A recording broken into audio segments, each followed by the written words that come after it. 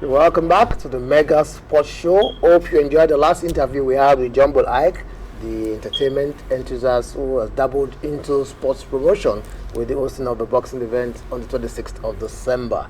I told you of the big fish we have in the house, and it's time for us to get to meet him. I'm talking of no other than the pioneer Secretary General of the Paralympic Soccer Federation, Para Soccer Federation, sorry, and of course, he's a former president of Nigeria Traditional Sports Federation, and currently is the president of Nigeria Archery Federation. He's also the Deputy Secretary General of the Nigeria Olympic Committee, and of course, the Assistant Secretary General of the Africa Archery Federation, and Vice President of the African Archery Federation. So this is a man wearing many caps.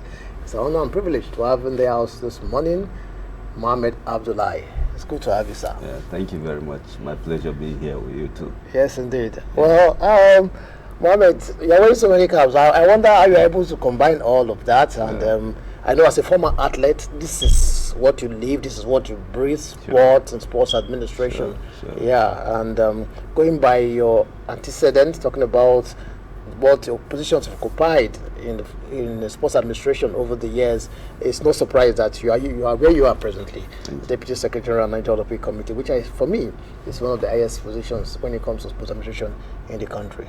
So I'll start with your present portfolio as the president of the Archery Federation before we dive into the NOC. The archery, which is your main, which is your baby somehow, because it's quite a new sport in Nigeria. Sure, so how is it doing? Well, I would say so far so good. This whole journey started in 2016 when we took over the mantle of leadership of the federation, and of course it was at the lowest ebb when we took over. Graciously, I'm happy that I had a good team, a team of management and board that has propelled us to get to where we are today. We started, from a very humble beginning, and then we strategically located the military and the paramilitary agencies, talking about the immigration, prisons, police, fire service, road safety, and then of course to the military proper, the Army, Air Force, Navy. We have a very large number of them today that are participating in these sports. And of course, from there we delve down to the state level. Graciously today as it is, we have close to 16 states that are actually practicing archery, even at competitive level. Then of course, that is still not enough. We have clubs that are doing so well in Abuja, in Lagos, Abeokuta, Kogi State, and 2 other states. And of course, when I begin to look back and I say, well, between 2016 today, what have we done? Where did we start from, and where are we at the moment? It gladdens my heart to see that Nigerians really love, the game of archery. Traditionally it has been part of our culture,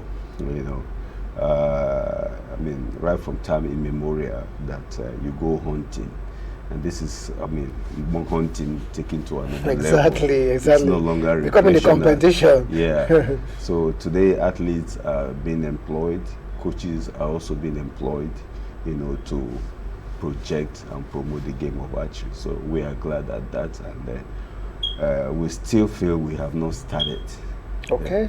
We still feel we've not started because the gospel has not gone round. Yeah, 16 states, there are still more states to cover. Yeah, we still have a lot of. But you've done well, if you ask me, considering where you took over. 2016 it was about 7 years ago, and now we have 16 states and the number of clubs taking over. Also, I'm aware that you had a training recently for, I think, coaches, for technical officials. You've done a lot of that. I'm aware of that. Sometime last year you had that. We do that from time to time. Different categories of training, training for beginners, practical and theory, training for the trainers, coaches, who will of course help to build their capacity in the conduct of the sport, training also for coaches that are involved in this game, and of course technical officials like the referees, judges, and the rest of them. We virtually will not do any 12 months without having 2 or 3 training programs. And of course, we've been encouraging most of our coaches and the technical officials to go for international trainings. Also, we have the online courses, we also have the physical courses. So we are not lagging behind. Incidentally, in West Africa, archery, of course, is almost a household name now, because this is my region. I am the president of even the West African Archery Federation.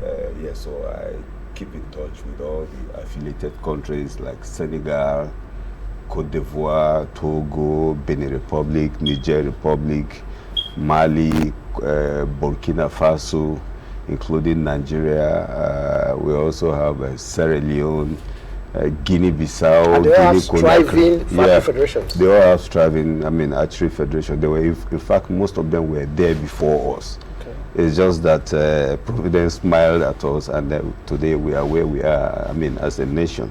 And how I even emerged as the president in charge of West Africa and the vice president for Africa. That's a Nigerian thing, if you ask me. Where are we looking at archery now? Yes. Olympic sports? Yes. Do you have the capacity to compete at the Olympics?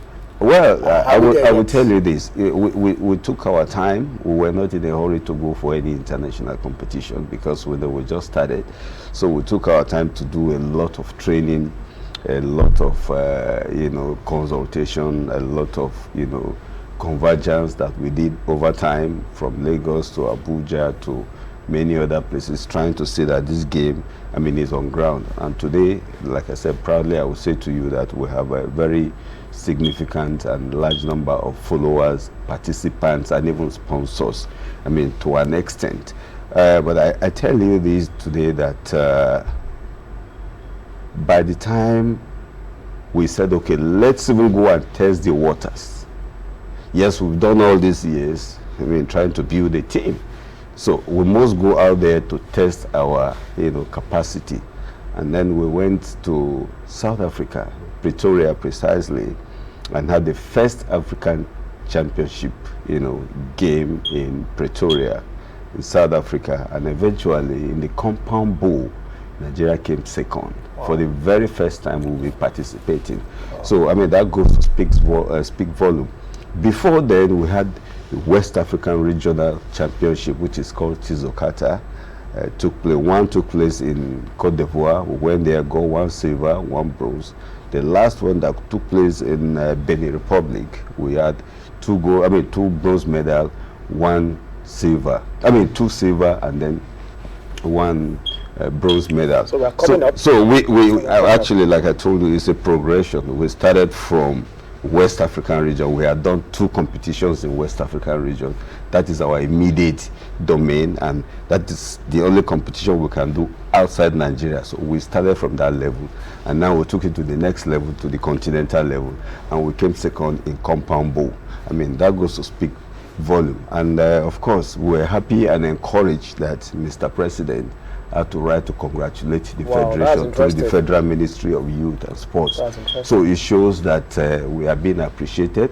It also gave us a pat at the back to say that, look, you guys go ahead and do what you're doing. So this is where we are today. So talking about chances for All Africa game, that would have been the next window.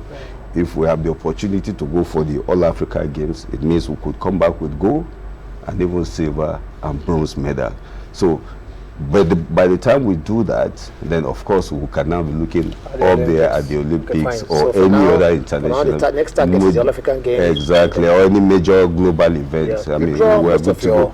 But that is not to say that we do not have athletes out there that will go to the Olympic, Commonwealth Games, or any other major event that will win gold medal for Nigeria. But I'm telling you about the athletes that we've groomed locally here. Okay. We have Nigerians in Ireland, we have Nigerians in London, we have Nigerians in the US, we have Nigerians in the Germany.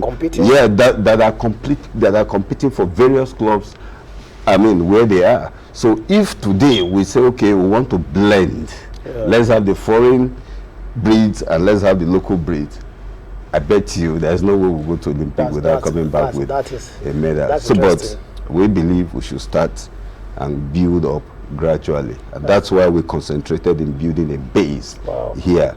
And that's interesting. I'm happy the institutions are really because I with understand you draw most of your athletes from the military and paramilitary, and you know, we've over the years we've said, okay, the military. No, sorry, but eventually the guys who went to South Africa, with none of them are in any of the military or paramilitary, that is interesting. and they were able to do this. Interesting. You know, so that's interesting. Where I was going with that, the military have always produced sporting stars for sports, football, athletics, boxing especially. I know and now with archery coming in, it means that our military personnel are also having things. They really have taken the center stage in terms of promoting the sports. The Navy has fantastically established archery club. Wow, that's interesting. Same thing goes for the police.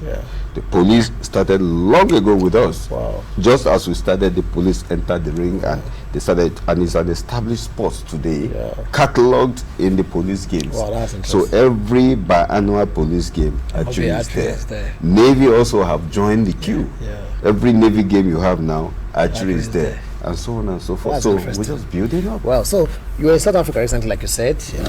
You emerged as this Vice President of the African Archery Federation. That's right. Another feather to the cap. Congratulations. Thank you. So how would this impact on Nigeria? Your position as Vice President at the continental level? Well, obviously, it means I have been saddled with a very Herculean, a responsibility. And of course, we have no option but to try to live up to expectation. Believing that my colleagues in the region, West and Central Africa, will be able to tap my back and say, hey, gentlemen, let's move. Immediately after that election, we sat down and we had a brief discussion on the way forward. We already have our rolling plan for 4 years, which is being looked into by the continental body, where I also belong as the Vice President. We're taking up issues, within the region. We are proposing to divide the region into 4, as in talking about West and Central Africa. Unfortunately, for the Central Africa, we do not have much teams like the West has. So, but we've zoned, okay, Central Africa becomes one region. You have Chad, you have Congo, and 2 other countries there. Then here in West Africa, you have the region of Niger Republic, Nigeria, Benin Republic, and Togo as one region. Then you also now have Senegal, Guinea-Conakry, Guinea-Bissau, and Burkina Faso as another region. Then Ghana, Cote d'Ivoire, Sierra Leone, and then I think one other country as another region. So with this, we want to now have regional heads, sub-regional heads, who of course will coordinate affairs within their region and move it to us, and then we will look at it and see if it's implementable, if it's viable. We delve into it, and then of course whatever we are going to do finally goes to the continental body, and this is what we are looking at. But again, where does the bulk of the whole load start and end? It starts and ends in Nigeria. So it starts and ends in Nigeria, and of course whatever we are going to do, we'll be given a Nigerian color. Exactly. And this is one of the advantages. Some of the events will be hosted here. When events are hosted in your country, of course, it improves your economic status. Exactly. It also improves your political strength and diplomatic, standard. So most of these activities are coming to Nigeria. Training program will start from Nigeria. Competitions also will begin to take place in Nigeria. We have never hosted any international event, but now, of course, we are going into hosting friendlies, opening doors of collaboration with some embassies, and trying to also get across to the markets to see how we can mop up whatever stipend we can, and then have an event to take place in Nigeria. Yes, I would have sat down and waited for maybe somebody else. If somebody, of course, like my predecessor, every time he hosts any event, he makes sure it's done in Cote d'Ivoire. He is from Cote d'Ivoire, and of course, whatever he does, like I told you, the first competition we went to was in Cote d'Ivoire. So this time around, they have to shift to Nigeria. So that's good. That's for me. That's already a gain for us. Yeah. Well, someone talk about. I've segmented this interview into two parts: the archery and then the NOC. Because, really? Like I say, you're wearing many caps. Really? You're also the deputy secretary of the Nigerian Olympic Committee. That's another whole ball game altogether. So we'll talk about that after this short break. So we'll go on this short break. When we return, we'll continue our discussion with Muhammed Abdulahi, who is the president of the Nigerian Federation, and also deputy secretary of the Nigerian Olympic Committee. Stay with us.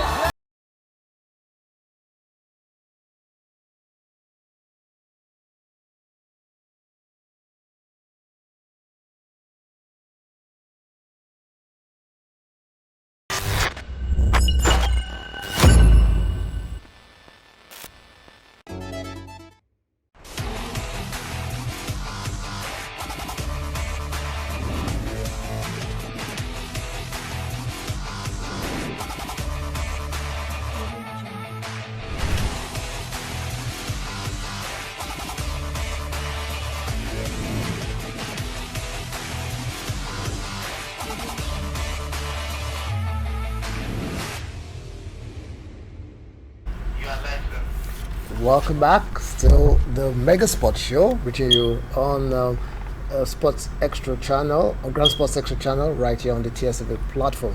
We're still here talking with Muhammed Abdulahi, who is the president of the Nigerian Archery Federation. He has spent the first part of this interview talking about archery and development of archery in the country, and of course in the sub-region and in Africa, because he's also the vice president of Africa Archery Federation. He's also deputy secretary of the Nigerian Olympic Committee, and that's where we're going to delve into in the next part of this interview.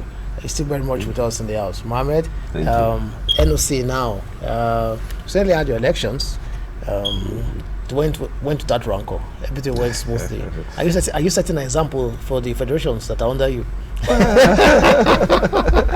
So to say, well, we thank God. I have so far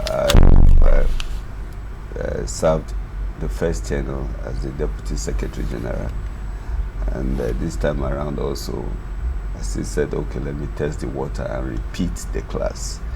And of course, to the glory of God, I got back unopposed. Oh, that's interesting. That's a sign of level of confidence, haven't you? Scoring 40 over 40, because the entire vote we had was 40. Okay, that's interesting. It went on without rancor. The entire election went on without rancor. But there is no politics without, skirmishes. But of course, this is a mature, setup. Nigeria Olympic Committee is a fraternity that is established to help monitor and, of course, to serve as technical, organization in advising the entire sports sector in Nigeria. Any sports administrator would want to belong to this Olympic fraternity. Olympic committees in any country is like the apex body of sports. Muhammed, let me cut you short there, because I want us to be as much practical as possible. Olympic Committee, for some people, they just feel that your relevance comes into effect when there's an Olympic. Close to the Olympics, every 4 years, maybe in the next 1 or 2 years, you come into effect. What actually, in the interim, when there's no Olympics in the immediate future, how do you contribute to the development of sports in the country? In respective countries. The Olympic Committee of every country is like the gateway, for sports development, because they help to monitor the activities of every federation. They also help to advise the minister and his ministry. The Olympic Committee stands in there as the entry point into Nigeria and out of Nigeria. It does not start with the Olympic Games and end with the Olympic Games. That's what most people believe. That's what we need to establish their mind. For you to go to the All Africa Games, you need the Nigerian Olympic Committee, because we are the entry point. I know that at some point the country has to hand over the athletes to the Olympic Committee. Not at some point. At every point in time, Mr. President will hand over the athletes and officials to the Nigerian Olympic Committee, and we package the entire team out there, take them out there and make sure they are back and safe throughout the game. But in terms of grassroots development, in terms of grassroots development, I tell you that we have a very solid structure. We have different commissions that are into, looking into the development, constraints, advantages, and of course different issues that has to do with any sports federation. We also help to monitor the grassroots development. What are your deliberate grassroots development? Because that is where it starts from. When you groom an athlete, you take him to the next level, he begin to compete, and of course from that level he becomes a popular athlete, he becomes famous within the country, and once that happens, then you will now be forwarding the athletes to us, Nigeria Olympic Committee, through the ministry, and say, okay, we want this athlete to represent Nigeria in boxing. So we have the technical department, the technical commission, we have the sports and environment commission, we have the educational Olympic commission, education and culture commission, we have got the marketing commission, we have the ethics and privileges commission, we have the Olympic Africa commission, several commissions that are manned by experts. So at any point in time, at a fingertip, we will give you the right person to advise you as a federation, to even advise and monitor you as an athlete, to expose you as an athlete to the international world. Even if the federations have problems, the international federations get straight to Nigeria Olympic Committee. That is the entry point, and that of course is the exit point for Nigeria as a sport sector.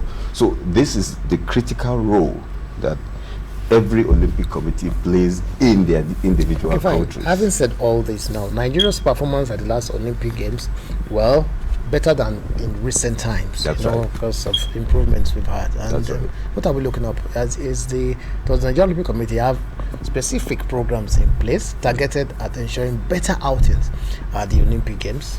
Well, I would say this. As a federation, you have your peculiar, issues.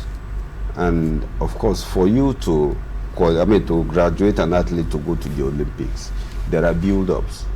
And these build-ups have to starts with your training, your trials at your federation level, and then the federation level take you to the next level.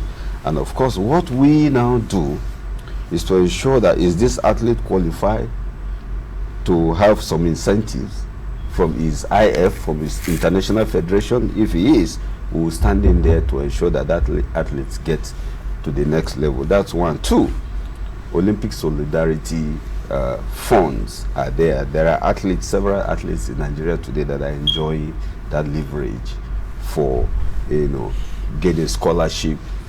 And as they go to resume school, cash is given to them to support them.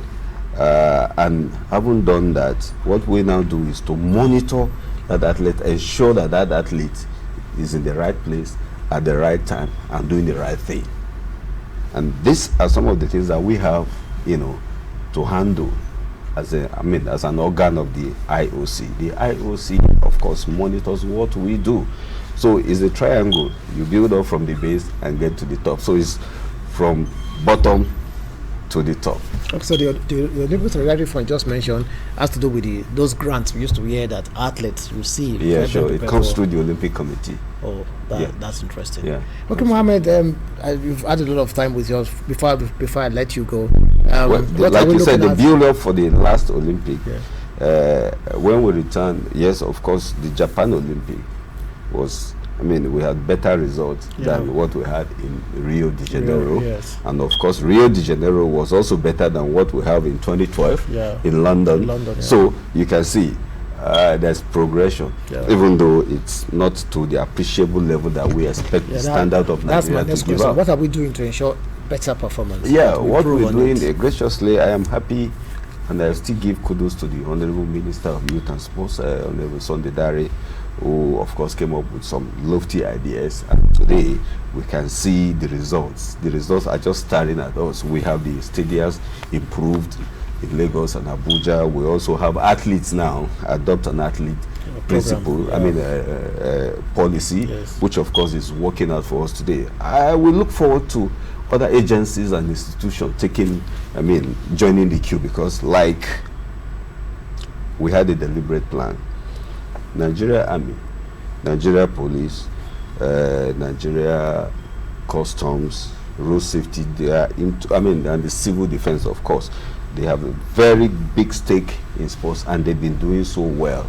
So this adopt an athlete policy should not be jettisoned even after the exit of Honorable Sunday Dare. Rather, we should take it to the next level. Let the Army come out and say, okay, we have 4 athletes that are qualified to go for Olympics.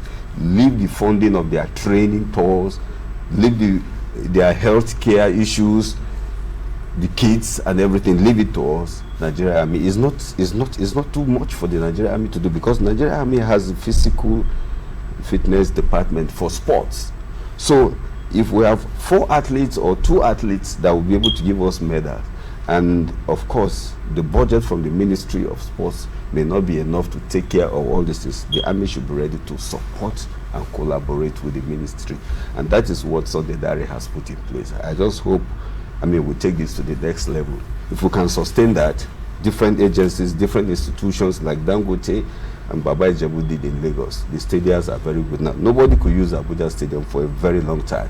But today, any kind of match can take place there. So private-public partnership, and of course, sponsorship will take us there. Wow, thank you so much, Muhammad. Always a pleasure having you. We've talked a lot, so much, and I'm sure that our listeners have been better enlightened about the situation of sports in the country, particularly about archery, and of course, generally about how sporting federations and how athletes are prepared for major international competition. So once again, we want to thank you, Muhammed Abdulahi. Thank you. Oblige us when we call on you again.